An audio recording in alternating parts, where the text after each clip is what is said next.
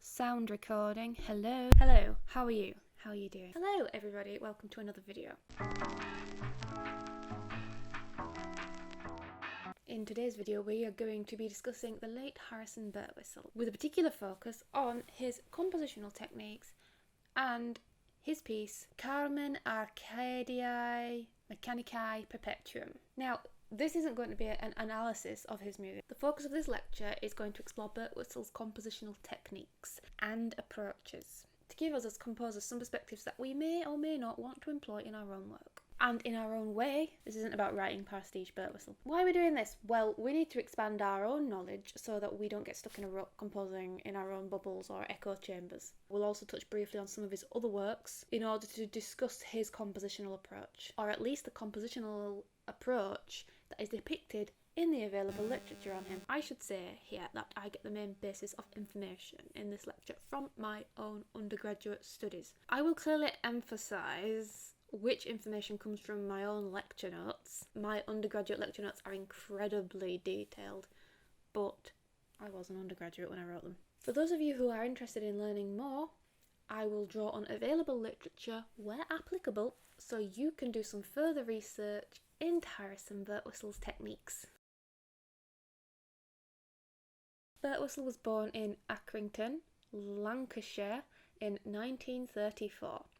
He died on the 18th of April 2022. I think that's the birthday of my undergraduate lecturer who first taught me all this.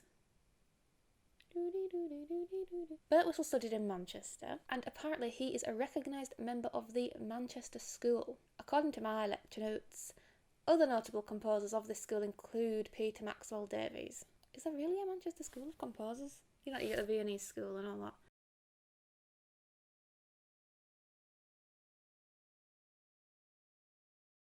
Birtwistle has written several operas. These include Punch and Judy, The Second Mrs. Kong, Gawain, The Mask of Orpheus.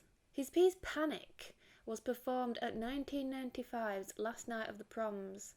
The instrumentation is the saxophone, drum kit and ensemble. Now, there was an uproar about this performance because the Last Night of the Proms is usually not so harsh.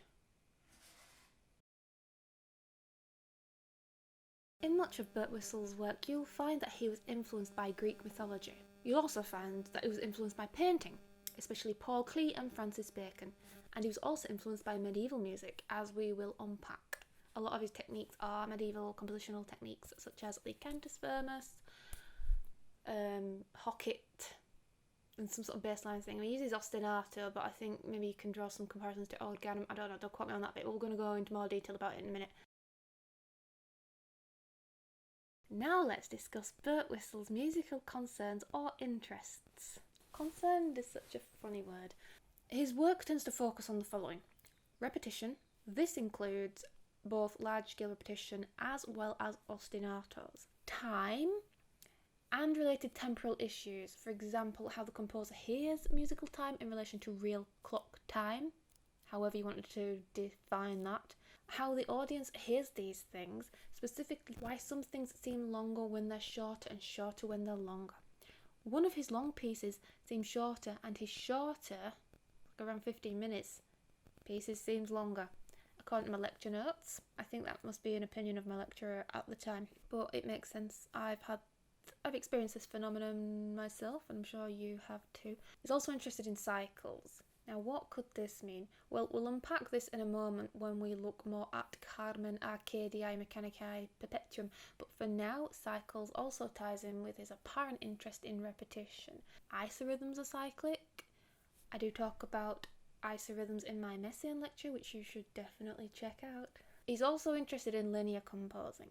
Again, what does this mean really? Well, I interpret it as having a linear through line or an aim or an end goal to the music. Also, things are seen as lines, musical lines, and this ties into his next apparent interest: stratification. That's basically the layering of multiple different musical lines. This could be staggered, could be more or less unison, that doesn't matter. This is roughly his approach to building a piece of music, basically. He also had an interest in the Cantus Firmus.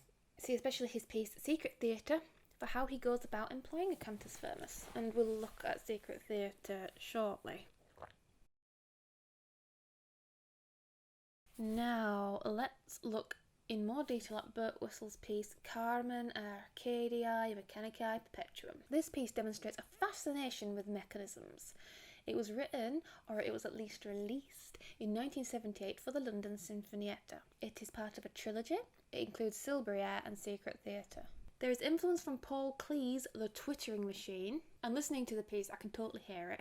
It's almost like word painting, or it's programmatic music for these mechanical birds that are depicted in Paul Klee's The Twittering Machine. Not sure if that's a compliment or not. The piece has a cyclic form, and musical mechanisms are switched on and off. I imagine he does this more or less intuitively. According to my lecture notes, Birtwistle had been doing cyclic processes between 1975 and 1978. After 1978, Birtwistle moves to be more interested in linear processes. For instance, he uses ostinato to make rhythmic pieces with no melodic content. According to my lecture notes again, Birtwistle was a very slow composer, and by this point it seemed that Maxwell Davies was the more important composer, but by 2011 it was argued that Birtwistle was more important.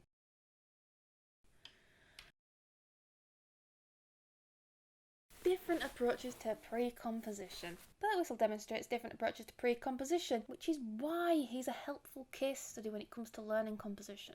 What's pre-composition, you might ask? Well, it's basically all that pre-compositional process stuff that comes before the actual composing begins. Generating material, plotting the piece's structure, combating writer's block, and so on. With regards to pre-composition and Birtwistle, our focus will be on the function of repetition, the function of silence. That's written out silence and the pause, fermata. Written out silence and a pause are different. One is more indeterminate and in line with the rhythms of the music, and the other, fermata, carries with it more tension in its indeterminacy. You don't know how long that pause is going to last, do you? And I guess we're all suspended in that moment of tension waiting for the music to start again, or carry on, or whatever. We'll also focus on the use of register as a predetermined structure. So that's instrumental register, pitch, I guess, but mainly the how high or how low something is. Rhythm. We'll also look at rhythm. Rhythm is very important. You must not regard rhythm and pitch as a starting point for composition. We're rethinking how we approach music here. For instance, why not think about the use of register as a predetermined structure? So the first thing you would map out would be what register is taking place and when during the composition.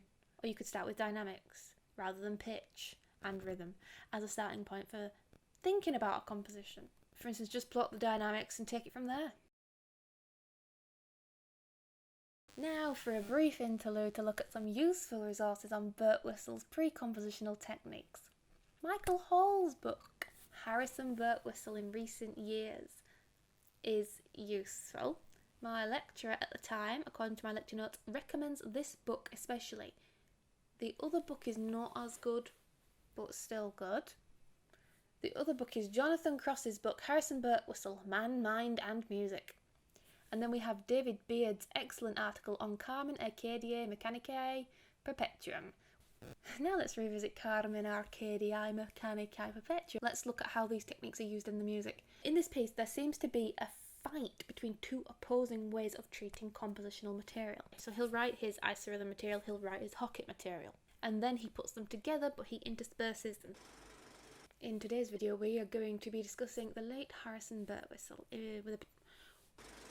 It's not going to be an analysis. Carmen, Arcadiae. Come on, I did Latin.